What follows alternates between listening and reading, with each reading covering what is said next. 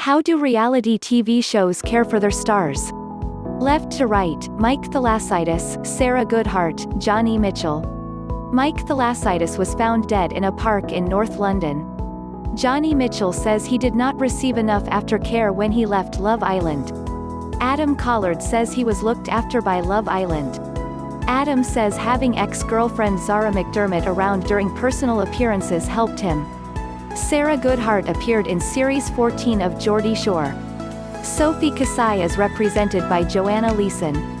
Contestants like Sam Bird and Jack Fincham did PA after the show ended. Reality TV gives its stars so much instant influence that you don't even have to wait until the next morning to be an overnight success. Millions of social media followers and lucrative brand deals await the stars of shows like Love Island and The Only Way is Essex. But the death of 2017 contestant Mike Thalassitis has sparked debate over whether there is enough support for the people who go from ordinary to celebrity in a matter of hours. News from BBC, by Annabel Rackham, entertainment reporter. All clips may not represent the story. Watch to learn English the way you've learnt your mother tongue, as this video is especially made. A number of reality stars have spoken out in the wake of his death, including TOE's Mario Falcone, who said Love Island have got to open their eyes, and former contestant Zara Holland, who added the show left her anxious and depressed 2 years on.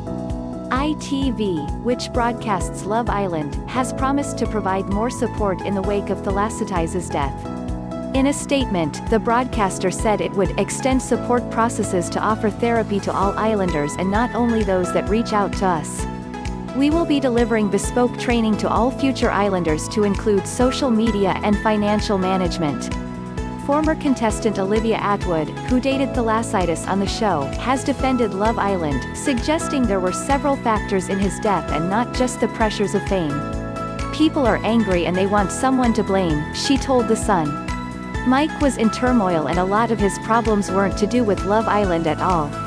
But Jonny Mitchell, who appeared on the show alongside Thalassitis, is one contestant who says the lack of aftercare is a problem. Speaking on BBC Radio 5 Live Breakfast, he said, "I'm not here to discredit the show, but one of my friends has died, so I'm here to tell the absolute truth. As far as aftercare goes, when I came off the show I was trolled ridiculous amounts, as a lot of people were, but I had a particularly bad time of it. The only time I ever had a call off that show offering any kind of counseling or help was yesterday, the day after Thalassitis' death. Obviously after Mike died, and they've said, if you need to talk to anyone, and to be honest I found it almost quite laughable. I just thought, how am I getting this phone call now? This is too little too late." A thorough process. However, a contestant on last year's Love Island, Adam Collard, praised the team behind the show, saying they really have your best interests at heart. The 23-year-old says that before appearing, he had a psychiatric assessment and spoke to a doctor, describing it as a thorough process. "I know they obviously want to make good TV, but the main priority is always looking after you," he tells BBC News. "When I left the villa, the chaperone I lived with the week before I went in came to see me and we became good friends. Even when I broke up with my girlfriend, who I met on the show, I think I got a text or phone call from every single one of the Love Island team, including the runners and producers." The former personal trainer from Newcastle received a lot of hate on social media whilst appearing on the ITV2 show, as his late entry caused friction between existing couples, and he also faced accusations of gaslighting. However, Collard says he was made aware by producers in advance of how he was going to be portrayed. At the point he entered the villa, the other islanders were coupled up, and Collard was told it would essentially be his job to shake up the existing romances. "I knew from day one that everyone was going to have their back up with me," he explains. "They, the producers, sat me down and said, how are you with pressure, because you are not going to look the best in the situation you're going into, but if you can handle it, it will be a very good storyline for you." When he left the villa, he was then informed of the public reaction to him by the press team, so he would be prepared for every possible situation. When it came to life outside the villa, Adam followed a route similar to Thalassitis, doing several personal appearances (PA) at nightclubs across the UK, on what is a well-trodden path for attractive male reality contestants. "PA are very heavy, but at the same time I was asked on multiple occasions by my management how much I could do per week. Everything was presented as a job offer and nothing was forced on me really.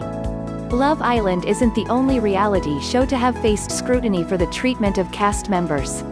Sarah Goodhart, 24, was on Series 14 of Geordie Shore and says she had prepared herself for a life of fame but instead was plunged into debt and depression after being dropped from the MTV show. She told Radio 1 Newsbeat that she felt trapped on the show and her requests for help were overlooked. I just felt very neglected. I didn't feel like I could talk to anyone about it because the schedule was so tight there was no time. I brought up a few times that I needed to speak to someone because I was losing my head a little bit but I was very rarely granted that chance. Joanna Leeson, whose all-female talent agency represents Geordie Shore's Sophie Kasaei and Love Island's Katie McDermott, says she prioritizes her clients' mental health and financial situations to make sure they don't feel stressed or overwhelmed. Leeson says she has always been happy with the way Kasaei has been treated by Geordie Shore, and says when things get a bit hectic it's something they are able to identify to ensure there's not too much pressure on the client. We check in with the girls daily and as an agency we have regular contact with the TV production companies. When Sophie is filming Geordie Shore we speak to them a handful of times a day, Leeson says. If we are ever concerned about our girls we reach out to check if everything's okay.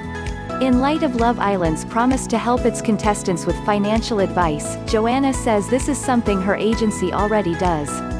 When we take on every girl, we sit down and go through everything they need to know, to live, to pay their bills, and we make sure as agents that we actively go out and achieve our targets to make sure they don't have any financial stress.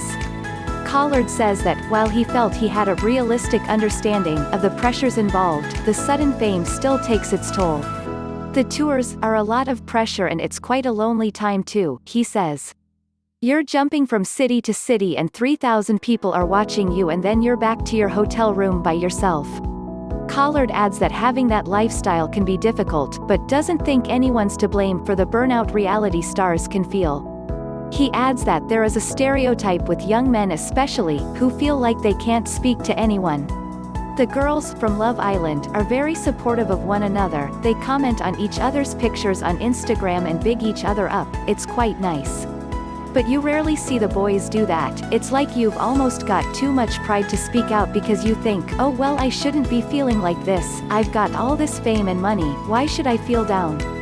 Please subscribe to my channel. Thanks for watching.